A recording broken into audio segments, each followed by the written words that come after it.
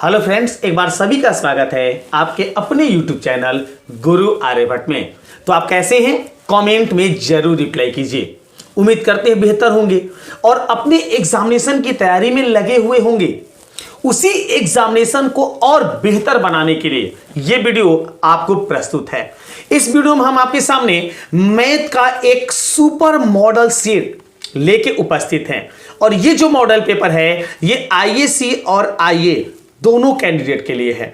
अगर आपका गणित अर्थात मैथ का पेपर है तो आप इस वीडियो को अंत तक देखिए, क्योंकि इसमें जितने भी क्वेश्चन हम आपके सामने लाए हैं ना, वो सीधे आपके एग्जामिनेशन में पूछे जाने वाले हैं।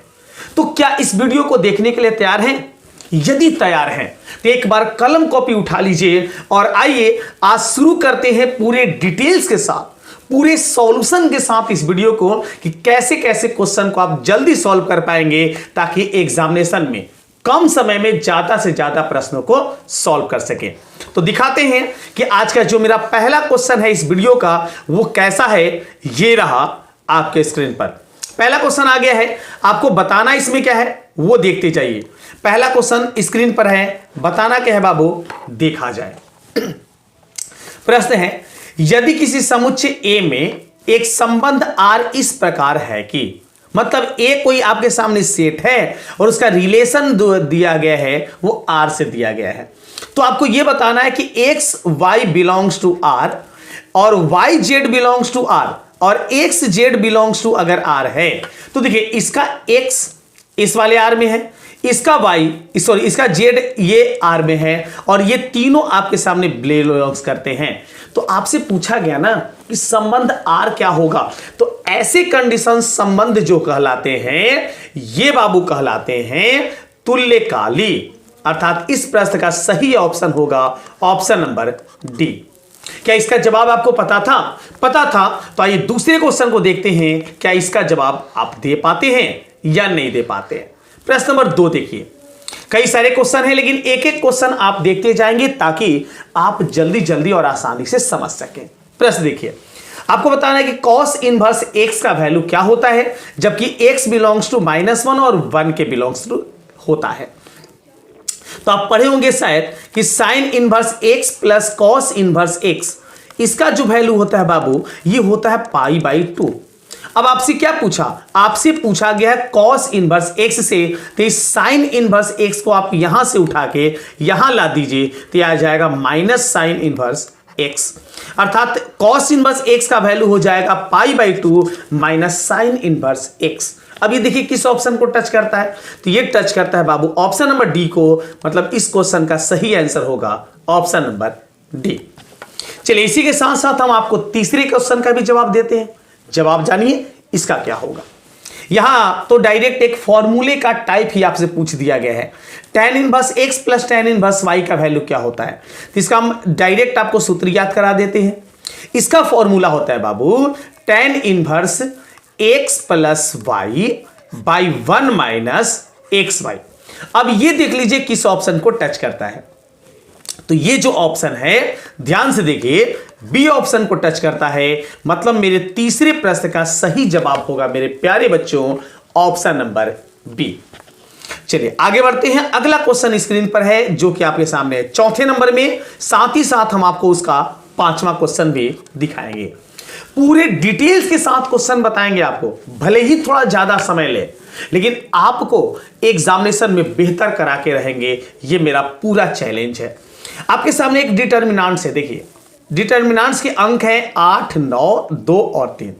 तो डिटर्मिनेंट्स को सॉल्व कैसे करते हैं? पहले आपको इसको क्रॉस करता है इनको, तो 8 और 3 में गुना करते हैं तो 8 तरीके 24। फिर आपको क्या करना है, इधर वाले अंक को क्रॉस करना है, तो 9 दूनी हो जाता है 18। आपको इसको माइनस कर देना है और इसका जो भी वैल्यू आएगा वही होगा इससे सारणी का मान। तो 24 से 18 को घटा लीजिए तो आपके सामने आता है बाबू 6। इसका मतलब सही जवाब होगा ऑप्शन नंबर सी।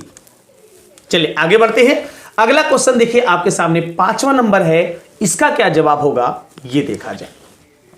सेम वही काम करना आपको, यहां भी सारणिक दिया हुआ है तो p को 5 से क्रॉस कीजिए तो आपको मिला 5p, इधर वाले को क्रॉस कीजिए तो आपको मिला 4q और इसे कर लीजिए आप माइनस। तो 5p माइनस 4q, देखिए कौन से ऑप्शन को टच करता है, तो ये आपको दिख रहा है कौन से ऑप्शन में है, हाँ इसका वैल्यू 0 के बराबर है। तो ये देखिए कोई ऑप्शन को टच नहीं करता है, थोड़ा सा यहां पर दिया है लेकिन बेवकूफ बनाया है। तो आप ऐसा कर सकते हैं कि माइनस से दोनों पदों में गुना कर सकते हैं तो भी नहीं आएगा। आप क्या कीजिए कि यहां पर थोड़ा सा आप 20 से सब में भाग लगा दीजिए। तो 20 से इसमें भाग लगाइएगा, 20 से इसमें भी आप लगाइए 20 से, और इसमें भी लगाइए 20 से। तो 20 से लगाते हैं तो आपके सामने ये आ जाता है 5 के 20 मतलब p/4। इसके बाद यहां से आपका कट जाता है 5 बार में मतलब -q/5, और 0 को अगर 20 से भाग लगाते हैं बाबू तो 0 ही रह जाएगा। और ये ऑप्शन किसको टच किया, ऑप्शन नंबर सी को, मतलब इस प्रश्न का सही आंसर होगा ऑप्शन नंबर सी। ध्यान दीजिएगा क्वेश्चन में थोड़ा सा घुमाव दिया गया है, तो आप इसको जैसे हम आपको समझाएं वैसे अगर फॉलो करते हैं तो सवाल का जवाब इजी मिल जाएगा आपको। वीडियो को दम ध्यान पूर्वक देखिए, कहीं भी स्किप मत कीजिए। आपको सारे क्वेश्चन समझाने का ये हम टारगेट बना के आ जाए हैं। तो वीडियो में अगर आ गए हैं तो जरूर इस क्वेश्चन को आप देख के जाइए। अगला डिटर्मिनेंट्स का है जो आपके सामने 3 गुने 3 कोटि का है। अब इसको सॉल्व करने का हम प्रयास करते हैं। क्या सॉल्व कर पाते हैं, कैसे सॉल्व कर पाते हैं, तो देखिए इसके लिए हम दम नॉर्मल सवाल आपको सॉल्व करके बताएंगे। आप क्या कर सकते हैं, तो आप इस वाले कॉलम में, ये जो आपके सामने कॉलम है, इसमें से आप 2 कॉमन कर लीजिए। 2 जैसे ही कॉमन करते हैं तो आपके सामने वैल्यूएशन क्या बचता है, तो यहां लास्ट वाले अंक बचते हैं -2, 3 और 1। और आगे अगर सवालों को अगर देखा जाए इसी प्रकार से, तो आगे आपके सामने 8, 7, 15, 3, 5, 8 बचते हैं। जब इस क्वेश्चन को आप सॉल्व करेंगे बाबू तो इसका सही जवाब आ जाएगा, वो आ जाएगा 126। मतलब इस प्रश्न का सही आंसर होगा ऑप्शन नंबर ए। चलिए 7वें को देखा जाए। यदि i इक्वल टू आपके सामने i एक तत्समक आव्यूह दिया गया है तो i³ का वैल्यू क्या होगा, तो याद रखें कि i का ये जो वैल्यू होता है इसे एकांक माना जाता है, मतलब इसका वैल्यू 1 माना जाता है। अब इसको जितना भी पावर अर्थात i का पावर 3 करना है अगर, तो 1 का क्यूब करेंगे तो क्या वैल्यू होगा बाबू, 1 ही होगा ना। तो इसका मतलब ये एकांक वैल्यू ही रह जाता है कभी भी i, अर्थात इसका आंसर हो जाएगा जो सेम टू सेम दिया है 1001, और ये किस ऑप्शन को टच करता है, तो ऑप्शन नंबर ए को 7वें का सही आंसर होगा ऑप्शन नंबर ए। चलिए 8वां आ गए हैं, 8वां, 9वां, 10वां 3 प्रश्न आपके सामने हैं, तीनों का एक एक करके जवाब देंगे हम। आपको क्या बताना है 3 के साथ, और यहां देखिए आव्यूह है।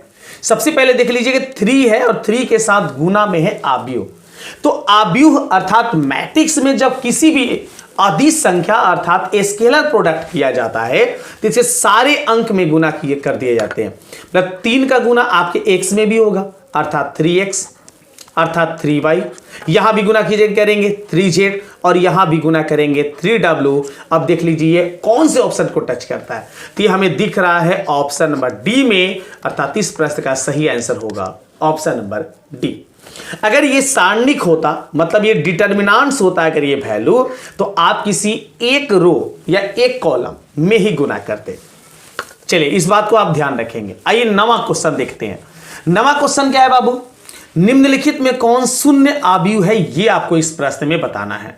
तो शून्य आव्यूह वैसे आव्यूह को कहते हैं जिसके प्रत्येक एलिमेंट्स जो होते हैं वो 0 होते हैं, मतलब शून्य होते हैं। और ऐसा दिख रहा है किस ऑप्शन में, बी ऑप्शन में। मतलब इस प्रश्न का 9वें क्वेश्चन का राइट आंसर होगा ऑप्शन नंबर बी। चलिए इसी के साथ हम 10वां क्वेश्चन भी दिखा देते हैं आपको। 10वां क्वेश्चन देखिए, 10वें का जवाब क्या होता है समझते हैं। प्रश्न क्या है, आपके सामने एक मैट्रिक्स का एडिशनल दिया गया है, ऐड दिया गया है, आपको इसका मान बताना है। तो देखिए अगर यहां A11 का जो टर्म आएगा उसी के बराबर ये A11 आ जाएगा, इसको आप ध्यानपूर्वक रखेंगे। आपको x का मान निकालना है, तो यहां से 5x गुना कीजिए। देखिए गुना कीजिएगा इसमें तो 5x हुआ, यहां से आप गुना करते हैं तो मिलता है +3, और इसका बराबर वैल्यू कितना है बाबू, तो ये है हमारे पास है 23। अब इसको सॉल्व कर लीजिए। 3 को अगर इधर भेजते हैं तो 3 माइनस में आता है, मतलब 5x का वैल्यू आ जाता है हमारे पास 20, इस 5 को यहां से उठा के अगर यहां लाते हैं, बटा में आता है 5 से कटाइए 4 बार में, मतलब x का मान कितना आ गया 4। अब x का मान 4 देखिए ए ऑप्शन में है और सी ऑप्शन में है, मतलब यहां पर आंसर या तो ए होगा या तो सी होगा। लेकिन अब आपको y भी निकाल लेना है। y कहां से निकलेगा, देखिए पहले तो आपको यहां से गुना करते हैं, यहां से तो आपको y मिलने वाला है। तो 5 को 5 से गुना करें तो 25 मिला, फिर इसके बाद यहां से गुना करेंगे तो प्लस 3y मिला, और यहां से बाबू जब गुना करोगे बराबर में लोगे तो ये तुमको मिलेगा 52। अब इसको हल कर लो तो 3y। अब 52 में से आप क्या करो, इस 25 को LHS में से RHS में लाके यहां पर माइनस कर दो। अब क्या करो, तो 52 से 25 को दम नॉर्मली घटा लो, तो 52 से 25 को घटाओगे तो 7 आएगा, और ये 3 आ गया यहां से बटा में। अब 3 कटा 9 बार में, मतलब y का मान कितना आ गया 9 आ गया। इसका मतलब कि x का मान 4 और y का मान 9 दिया गया किस ऑप्शन में, ऑप्शन नंबर सी में। इस प्रश्न के बाबू मेरे पास आंसर होगा ऑप्शन नंबर सी। चलिए अब आपको 11 बताते हैं। 11 में बताना है 5x² का डेरिवेटिव्स। तो देखिए 5x² का डेरिवेटिव्स क्या होता है, पहले तो आपके सामने 5 कांस्टेंट है, तो कांस्टेंट डेरिवेटिव्स के पहले निकाल लिया जाता है। अब आप x² का जब डेरिवेटिव्स करते हैं तो पढ़े होंगे आप लोग, इसका डेरिवेटिव्स हो जाएगा 2x। अब इसको कैलकुलेट कर लीजिए तो 5 दूनी हो जाता है बाबू 10x, और दिया गया किस ऑप्शन में, सी में, मतलब 11 नंबर का आंसर हो जाएगा ऑप्शन नंबर सी। इतने आसान प्रश्न आपके एग्जामिनेशन में पूछे जाते हैं, और इस बार भी आपका एग्जामिनेशन में ऐसे ही क्वेश्चन पूछने वाले हैं। बस मामूली रूप से क्वेश्चन को सॉल्व कीजिए, आंसर पाइए। अगला क्वेश्चन sin 3x/3 का डेरिवेटिव्स करना है। तो पहले ये जो 3 आपके सामने कांस्टेंट है ये निकाल लीजिए बाहर। अब क्या कीजिए, sin 3x को कर लीजिए डेरिवेटिव्स। तो 3x का हम यहां मानेंगे x, तो sin x हुआ। अब sin x का डेरिवेटिव्स होता है, हम लोग पढ़े cos 3x, ठीक, और जितना को हम माने हैं x उसी के इनटू में लगा देंगे डेरिवेटिव, मतलब डेरिवेटिव्स आपको पुनः करना पड़ेगा 3x का, तो आपका आ जाएगा 3।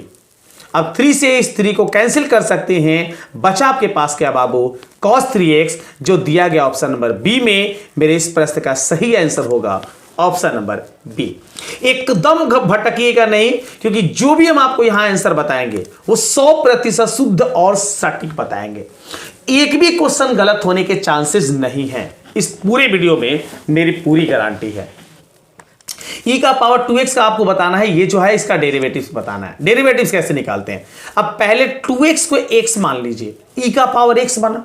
अब इसका डेरिवेटिव्स करते हैं तो सेम टू सेम आपके सामने आ जाता है, लेकिन जितने को आप यहां पर x लिए हैं उसका डेरिवेटिव्स उसी के इनटू में, मतलब डेरिवेटिव्स फिर से कर देना होगा किसका, 2x का।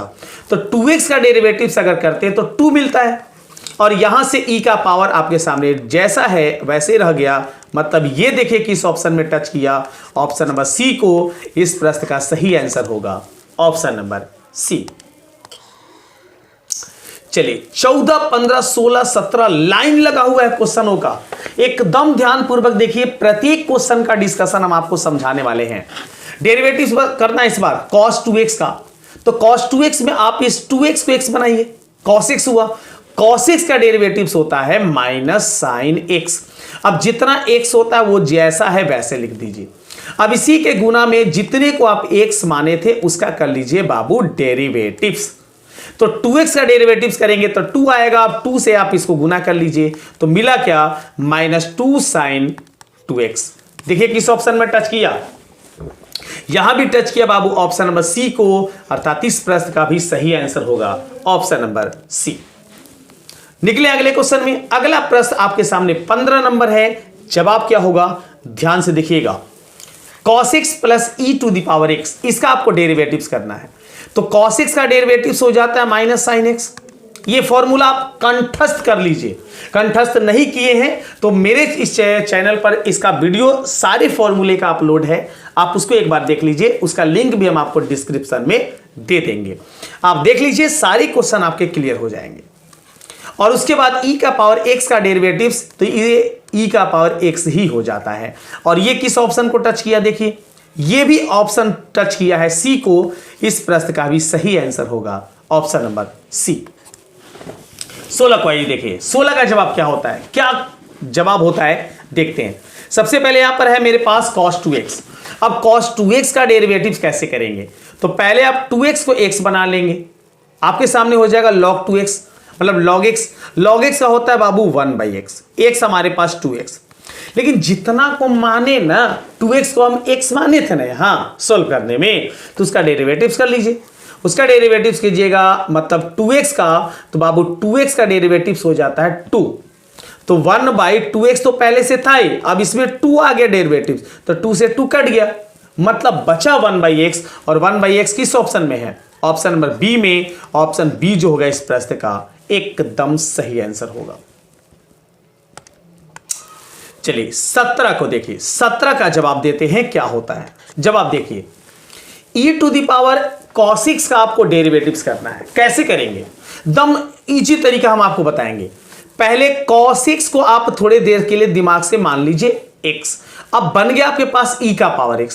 अब e के पावर x का सेम टू सेम होता है डेरिवेटिव्स, मतलब e का पावर cos x, ये केवल माना जाता है सवाल सॉल्व करने के लिए। अब इनटू में जितने को आप x बनाए थे cos x का, उसी का डेरिवेटिव्स उसी के इनटू में कर लीजिए। ये कॉन्सेप्ट कभी मत भूलिएगा, एकदम आपको कभी भी गलती नहीं होगा। cos x का डेरिवेटिव्स कितना होता है, माइनस साइन x, मतलब इसका वैल्यू हो जाएगा माइनस साइन x, और इनटू में आ जाएगा e का पावर cos x। अब ये देखिए किस ऑप्शन में है, तो ये दिख रहा हमें बी ऑप्शन में। इस प्रश्न का सही आंसर होगा मेरे प्यारे बच्चों ऑप्शन नंबर बी। आ गए हैं 18 में। 18 का जवाब देखिए क्या होता है इसका जवाब, एक बार समझते हैं। आपको a का पावर 2x का डेरिवेटिव बताना है, तो देखिए सबसे पहले चीज a जो है आपके सामने ना, ये एक कांस्टेंट है, तो कांस्टेंट का पावर आपके सामने आ गया है 2x। तो इसके लिए आपको एक बेसिक सा फॉर्मूला चाहिए, a का पावर x का डेरिवेटिव्स क्या होता है। तो देखिए a का पावर x का डेरिवेटिव्स अगर करेंगे ना बेसिक तरीके से, तो इसका हो जाता है a का power x into log a, ये इसका फॉर्मूला है। अब इस फॉर्मूले को अगर आप यहां यूज कर लेते हैं तो सवाल इजी सॉल्व हो जाता है। पावर में 2x है, तो मेरे पास होगा a का power 2x into log a, लेकिन जितने को माने हैं मतलब 2x को यहां पर x मान के आप हल किए होंगे, तो उसी के इनटू में करेंगे तो आपके सामने 2 शुरू में आ जाएगा। यही होगा इस प्रश्न का आंसर जो दिया गया किस ऑप्शन में, बी में।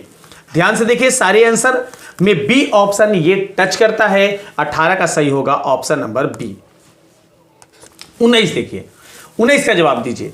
ये आपके सामने प्राचल मतलब प्राचलिक क्वेश्चन है, मतलब प्राचल वाले क्वेश्चन है। कैसे बनाएंगे, x equal to a cos theta और y equal to a sin theta, आपको dy/dx बताना है। तो आप इसको थीटा के सापेक्ष जो है डेरिवेटिव्स कर लीजिए। अगर इसको थीटा के सापेक्ष डेरिवेटिव्स करते हैं तो क्या मिलता है, तो यहां मिल जाता है dx/dy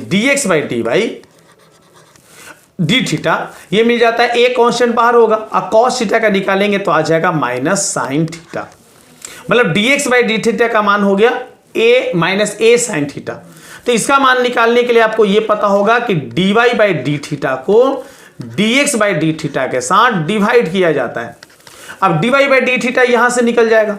इसका डेरिवेटिव्स अगर आप करते थीटा के सापेक्ष तो क्या होता है, a कांस्टेंट निकलेगा बाहर और साइन थीटा का हो जाता है बाबू cos थीटा।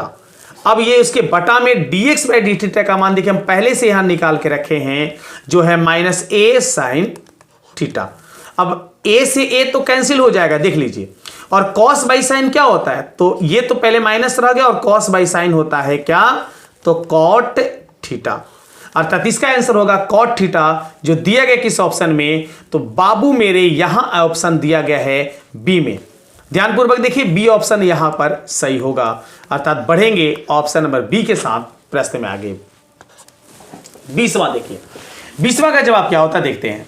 x का पावर 20 का आपको डेरिवेटिव्स कर लेना है, लेकिन देखिए ध्यान से डबल पावर है, मतलब 2 बार अवकलन करना है। तो x का पावर 20 का कीजिए तो हो जाएगा x का पावर 19 और सामने आ जाएगा 20। एक बार और कीजिए, 20 किनारे कीजिए, x के पावर 19 का आप करिए जल्दी से डेरिवेटिव्स, तो 19 x का पावर 18। अब इसको गुना कर लीजिए तो 19 दूनी आपका हो जाता है 38, मतलब 380 x का पावर 18। देखिए किस ऑप्शन में है, तो ये आपको मिला है बाबू ऑप्शन नंबर सी में। प्रश्न का सही आंसर होगा ऑप्शन नंबर सी। चलिए आगे हैं इसके बाद 21वें नंबर में। 21वें का जवाब क्या होता है देखते हैं। आपको यह बताना है कि x बराबर 2 पर वक्र इतना की स्पर्श रेखा की ढाल क्या है। तो देखिए स्पर्श रेखा की ढाल निकालने के लिए एकदम आसान टेक्निक बताते हैं। पहले आप इसका डेरिवेटिव्स कर लीजिए, अर्थात x के सापेक्ष आप डेरिवेटिव्स कीजिए। तो x क्यूब का अगर डेरिवेटिव्स करते हैं x के सापेक्ष तो होता है 3x² माइनस 2x का भी डेरिवेटिव्स करते हैं x के सापेक्ष तो मिल जाता है 2। अब किस वक्र पर या किस मान पर पूछा है आपसे रेखा की ढाल, तो आपसे पूछा है x बराबर 2 पर। तो आपको क्या करना है, यहां x का वैल्यू जो है 2 रख देना है। 2 रखिए, 2 यहां रखिएगा x की जगह पर, तो सिंपल सी बात है ये 4 हो जाएगा और माइनस 2, तो 3 चौके 12, 12 में से 2 घटाइए, बचा आपका कितना 10, जो कि इस ऑप्शन में मैच किया ऑप्शन नंबर बी में, अर्थात इस प्रश्न का सही आंसर होगा ऑप्शन नंबर बी। मतलब किसी भी इक्वेशन का या किसी भी समीकरण का स्पर्श रेखा की ढाल निकालनी है अगर, तो आपको उसका डेरिवेटिव्स करना होता है। 22 देखिए, x के सभी वास्तविक मानों के लिए आप इसका न्यूनतम मान बताइए। तो देखिए x का कोई भी वास्तविक मान लीजिएगा, वास्तविक मान चाहे जो भी लीजिएगा, इसका यदि न्यूनतम मान आप निकालेंगे ना, तो नीचे में आपके सामने यहां जो वैल्यू आएगा वो कम से कम, वास्तविक मान मतलब कम से कम 0 हो सकता है ना, तो आपके सामने इसका वैल्यूएशन आ जाएगा, वो आ जाएगा C अर्थात 1/3। इस प्रश्न का सही आंसर बताएंगे 1/3, नीचे 3 आएगा ही आएगा। चलिए 23 को देखिए, 23 का जवाब देने का प्रयास कीजिए। प्रश्न क्या है यहां पर ये समझते हैं। तो प्रश्न मेरे बाबू है, वक्र x² = 4y के बिंदु 2, 1 पर अभिलंब है। अभिलंब कौन सा है आपको ये बताना है। तो इसके लिए क्या करेंगे, दम नॉर्मली चीज आप इस वाले बिंदु को रख के जांचेंगे किस ऑप्शन को टच करता है। चारों ऑप्शन में देखिए, तो x का मान 2 रखे, y का मान आप रखे 1, तो 2 और 1 जोड़ने पर कितना हो गया, 3 हो गया। यही सही हो गया, ज्यादा इधर उधर भटकिए ही मत, यही सही हो गया। आगे कहीं रखिएगा आपका सही नहीं आएगा।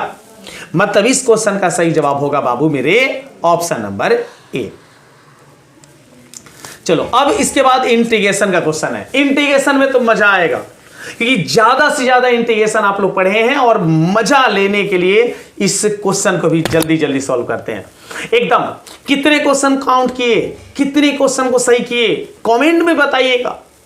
चैनल पर नए होंगे जरूर चैनल को सब्सक्राइब कीजिएगा, क्योंकि इसी प्रकार की वीडियो आपको यहां देखने को मिलते रहते हैं। आइए इंटीग्रेशन बनाते हैं, दम मजे से बनाएंगे। 3 इंटीग्रेशन x² dx, तो 3 कांस्टेंट है बाहर, और x² का इंटीग्रेशन बाबू हो जाता है x³ 3 से 3 कैंसिल हुआ, बचा आपके पास x³, कांस्टेंट लगाइए c। देखिए ऑप्शन जल्दी से, बी ऑप्शन। इस प्रश्न का सही आंसर हो गया ऑप्शन नंबर बी। 25 भी लाइए, 25 क्या होगा, 4 sin 4x का इंटीग्रेशन। तो 4 तो मेरे पास बाबू कांस्टेंट है, अब sin 4x का आप इंटीग्रेशन करो। इंटीग्रेशन में पहले आप इस 4x को मान लो x बना sin x, और sin x का इंटीग्रेशन होता है बाबू -cos x, x हमारे पास 4x है। और इंटीग्रेशन में क्या किया जाता है कि जितना को आप x माने हैं डेरिवेटिव्स उसके डिवीजन में करेंगे, भाग में करेंगे। तो 4x का डेरिवेटिव्स करेंगे तो 4 होगा, 4 से 4 कैंसिल होगा, बचा मेरे पास -cos 4x। कौन सा ऑप्शन है देखिए ध्यान से, के जोड़ा हुआ है, चलो के जोड़ दिए, और ये दिख रहा हमें ऑप्शन नंबर बी में। देखिए ध्यान से, -cos 4x/4 के जोड़ा हुआ है कांस्टेंट, अर्थात इस प्रश्न का सही आंसर होगा ऑप्शन नंबर बी। आ जाओ बाबू, 26 देखो, 26 का जवाब दो। इंटीग्रेशन cos 7x का डेरिवेटिव, सॉरी इंटीग्रेशन करना है, बताओ जल्दी से। 7x को मानिए x, cos x हुआ, cos x का हो जाता है कितना, sin x, sin 7x, और उसके बटा में आ जाएगा, चूंकि 7x का डेरिवेटिव उसके डिवीजन में करेंगे बाई 7 प्लस के कीजिए। ऑप्शन देखिए जल्दी से, ऑप्शन मिला कौन सा, सी। 26 का राइट आंसर ऑप्शन सी होगा। 27 देखिए, e⁻x का इंटीग्रेशन, ये हम कुत्ते की पूछ कहते हैं इसको। कौची बाबू, कुत्ते की पूछ, कभी सीधी नहीं होगी, चाहे इंटीग्रेशन कर लो या फिर डेरिवेटिव्स, ये रहेगा ही अपने औकात में। अर्थात e का पावर x। देखिए कौन सा है, ए ऑप्शन में ही सही है, अर्थात इस प्रश्न का सही होगा मेरे बच्चों ऑप्शन नंबर ए। चलो आगे आगे आगे बाबू 28 नंबर में इसका कोई जवाब बताए तो जाने। एकदम आसान क्वेश्चन है लेकिन थोड़ा सा इसे सॉल्व करना पड़ेगा हमें। पहले x square minus 5x plus 6, इसको आप गुणनखंड से सॉल्व कीजिए। दो अंक सोचिए, गुना करने पर आपके पास 6 आने चाहिए, जोड़ने पर आना चाहिए 5। 3 और 2, तो आप 3 और 2 के रूप में अगर आप इसे तोड़ देते हैं, अंक कौन मिला 3 और 2, तो इसका मतलब कि x माइनस 3 और दूसरा जो आपका टर्म मिलेगा वो मिलेगा x माइनस 2 और बटा में गुणनखंड हम कर दिए। अब गुणनखंड करने के बाद बटा वाला जो अंकवा है ना वो देखिए ना क्या है x/2, तो x/2 से x/2 कट गया। आपको इंटीग्रेशन किसका करना है, x का, क्या होगा x²/2। फिर उसके बाद बाबू कर लो 3 का, माइनस है तो 3x और 1 लगा दो कांस्टेंट। देखो कौन सा ऑप्शन है, ये ऑप्शन मैच किया बी ऑप्शन में। हाँ, तो 28 का सही जवाब होगा बाबू ऑप्शन नंबर बी। इससे भी कम समय लगेगा, हमको तो समझाने में थोड़ा टाइम लग रहा है। आप अगर सीख गए ना, इससे भी कम समय में आप बनाइएगा, मेरा चैलेंज है ये। अगला क्वेश्चन देखिए फिर 29 को देखते हैं। सेक एक्स का इंटीग्रेशन, ये तो आपको याद करना चाहिए, फॉर्मूला आपको याद होना चाहिए। सेक एक्स का इंटीग्रेशन क्या होता है, साइन एक्स का क्या होता है, कॉट एक्स का क्या होता है, ये सब तो आपको बता दें। साइन एक्स का होता है minus cos x, cos x का होता है sine x, tan x square sorry sec square का होता है टेन एक्स, ये सब आपको याद होने चाहिए। तो सेक एक्स का हो जाता है क्या, सब लोग को बताइए, अच्छे से बताइएगा। सेक एक्स का होता है log sec x plus tan x, अर्थात इसका सही जवाब होगा ऑप्शन नंबर सी।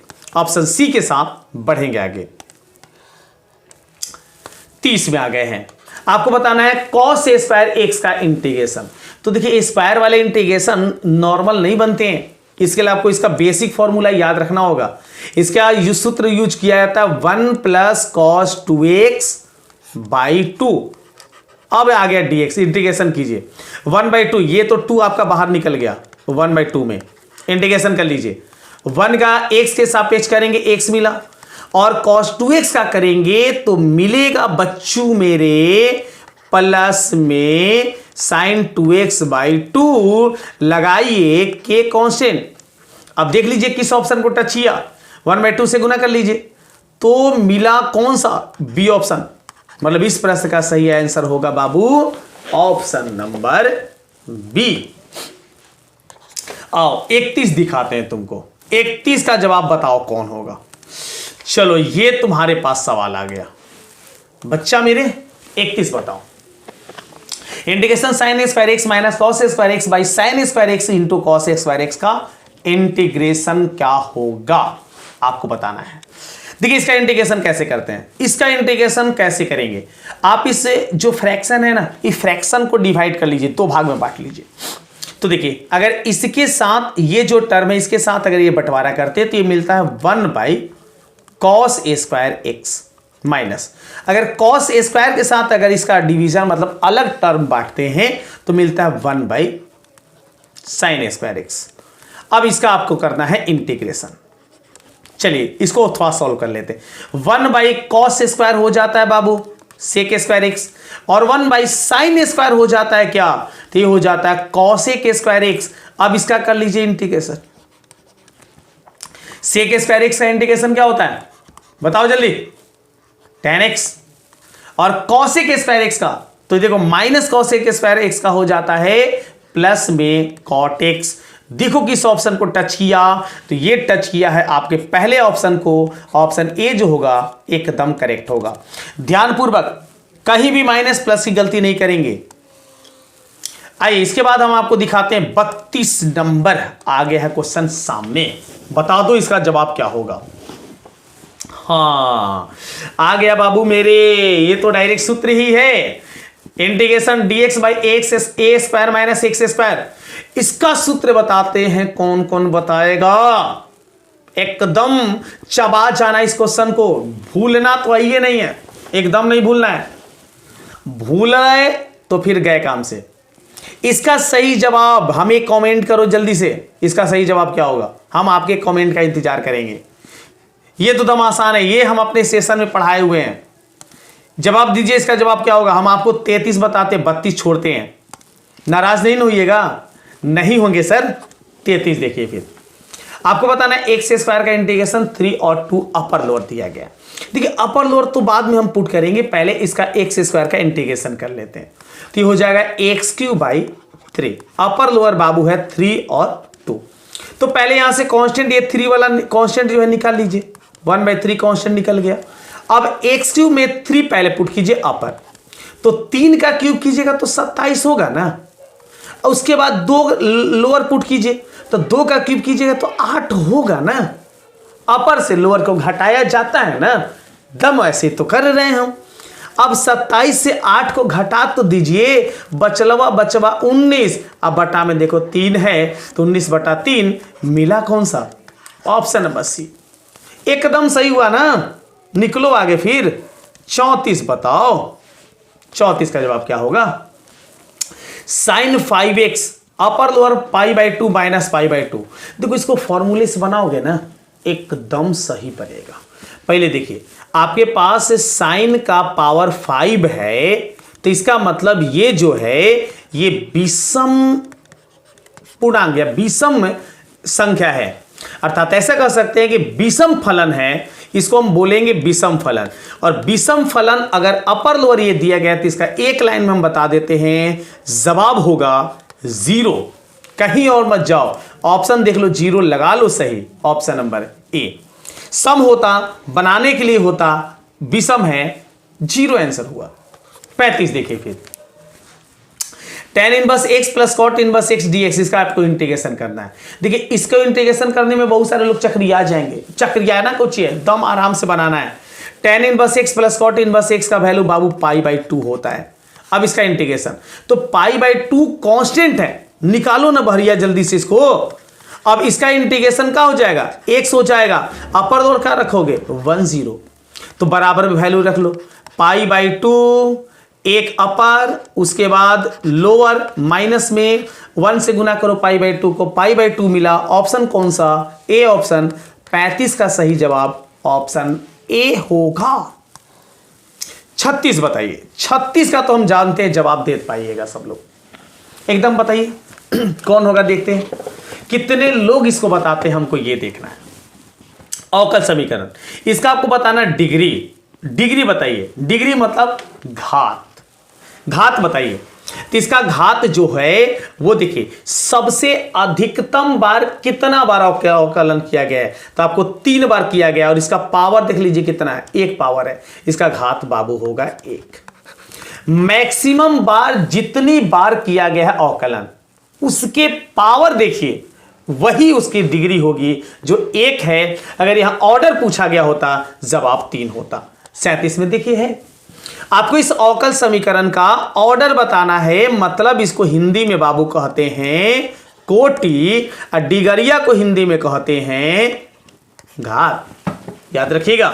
तो कोटि कैसे बताएंगे? तो देखिए मैक्सिमम कितनी कोटि है, तो मैक्सिमम मतलब 2 बार इसको अवकलन किया गया है, समीकरण देखने से पता चलता है। तो कोटि वही हुआ, मतलब इसका सही आंसर होगा ऑप्शन नंबर बी।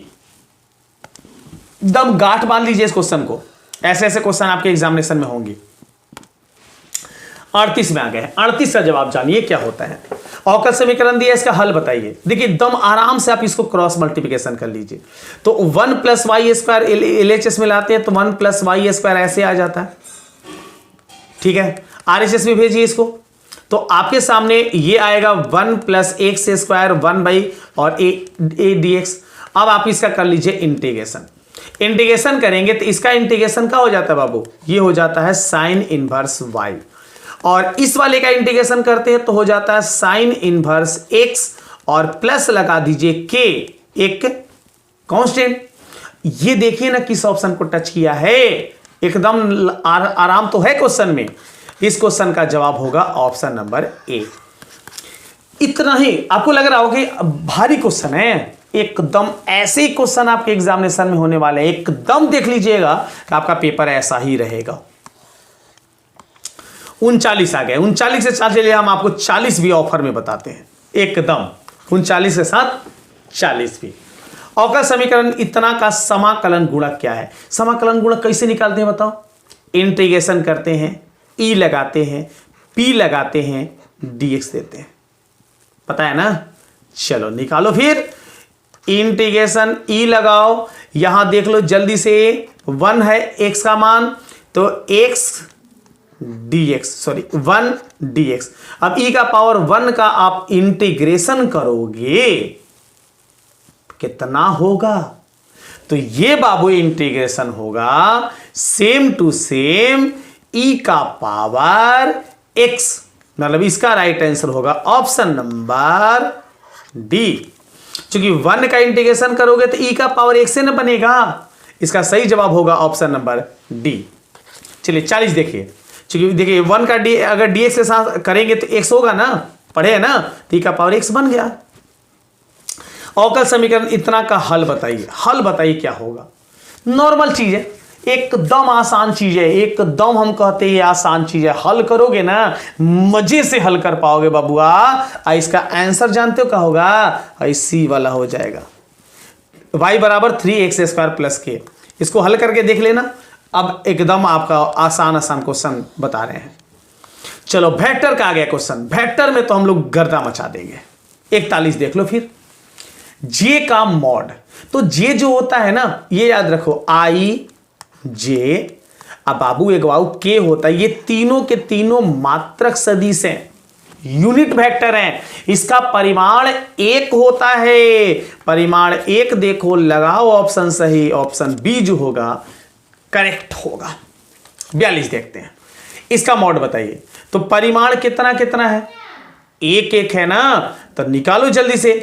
1 का स्क्वायर प्लस 1 का स्क्वायर प्लस 1 का स्क्वायर, निकल गया। कितना आया? √3। कौन सा ऑप्शन? D option. इस प्रश्न का बाबू मेरे सही होगा ऑप्शन नंबर डी।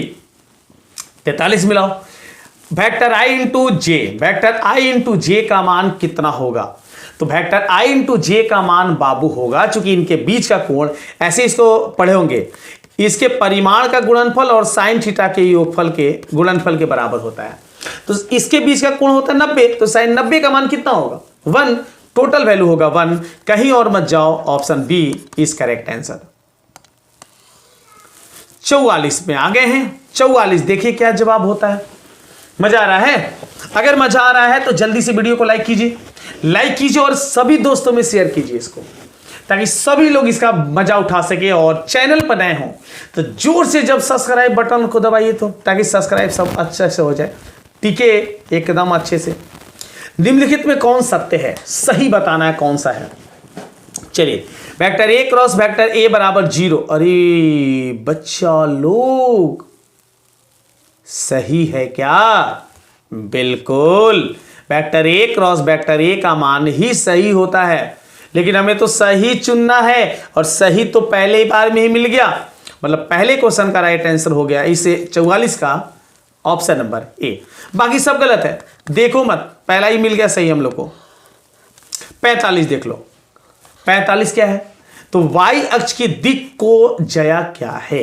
तो देखिए y अक्ष है ना, आप ऐसे याद रखिए, x y z। जिस अक्ष का पूछे वहां दे लो 1, अब बाकी को कर दो 0। अभी देख लो किस ऑप्शन में है, 0 1 0। देखो कहां है? C option. अरे उसी के नीचे मिला हमें, ऑप्शन सी जो होगा इसका सही होगा। चलो 46 में आ गए हैं। 46 क्वेश्चन में आ गए। देखो पता भी नहीं चला, इतना आसान आसान क्वेश्चन पूछने वाला है। एकदम उम्मीद करते 50 में 50 दम ठोक के आओगे, तो हमें उम्मीद है पक्का। अगला क्वेश्चन देखिए 46। यदि दो सरल रेखाओं की दिक को L1 M1 N1 और L2 M2 N2 हो तथा वे परस्पर लंब हो, तो कौन सा कंडीशन होगा? तो अगर दोनों लंब है तो होगा L1 L2 plus M1 M2 plus N1 N2 बराबर 0। देखो कौन सा ऑप्शन में है? सी में है। मतलब इस प्रश्न का सही होगा बाबू ऑप्शन नंबर सी। चलो 47 आ जाओ, दिखाते हैं तुमको 47 का जवाब क्या होता है, दिखाते हैं। यदि एक रेखा के दिक् अनुपात इतना है, इसका दिक्कोजया कितना है? तो दिक्कोजया कैसे निकालते हैं? पहले आप इसके वर्गमूल इस तरीके से करके निकाल लेंगे, 18 का स्क्वायर, 12 का स्क्वायर और प्लस में 4 का स्क्वायर। अब इसको टोटल निकाल लीजिए, टोटल निकालिए कितना होता है। तो 18 का स्क्वायर हो जाता है कितना? 361, माफ कीजिएगा, 18 का स्क्वायर हो जाता है और 18 का स्क्वायर होता है बाबू 324, 12 का स्क्वायर 144 और 4 का स्क्वायर हो जाता है 16। अब सबको जोड़ दो, तो 6 4 10 4 14, एक हासिल बचा, 1 4 5 5 2 7 7 और 1 हुआ 8, हासिल नहीं बचा, 3 और 1 4, 484। मतलब ये मिलेगा कितना? 22। अर्थात सबके बटा में तुम 22 लगा दो। सबके बटा में क्या लगाओगे? 22। माइनस 18 बटा 22, 12 बटा 22 और माइनस 4 बटा 22। अब कैलकुलेट कर लो, ये 9 बार में कटा, ये 11 बार में, माइनस 9 बटा 11 देखो कहाँ है, कहाँ है, अभी आगे दिखाते हैं। 6 बटा में 11, 2 बटा में 11, मिलाओ जल्दी से, कौन सा बाबू? ऑप्शन नंबर ए, 47 का सही होगा ऑप्शन नंबर ए। कभी भी दिक् अनुपात निकालना हो, दिक् अनुपात दिया हो, दिक् कोसाइन निकालना हो, आपको यही करना है। आओ दिखाते हैं 48 नंबर। 48 का जवाब देखिए, तलो इतना और इतना के बीच का न्यून कोण कितना है? तो दोनों के बीच का अगर न्यून कोण निकालिएगा ना, न्यून कोण का तो बेसिक सा सूत्र होता है, आप उस सूत्र से निकाल सकते हैं, तो दम आसानी से आपके सामने आ जाएगा 60 डिग्री। मतलब इसका आंसर होगा ऑप्शन नंबर सी, 49। देख लेते हैं, निम्नलिखित में कौन उद्देशीय फलन है? तो जिसमें एक्स वाई जेड तीनों के बीच का रिलेशन है, तो वही उद्देशीय फलन होता है। और ये किस ऑप्शन में है? सी ऑप्शन में। देखिए जेड एक्स वाई तीनों के बीच का रिलेशन है, इसलिए इसका सही जवाब होगा ऑप्शन नंबर सी।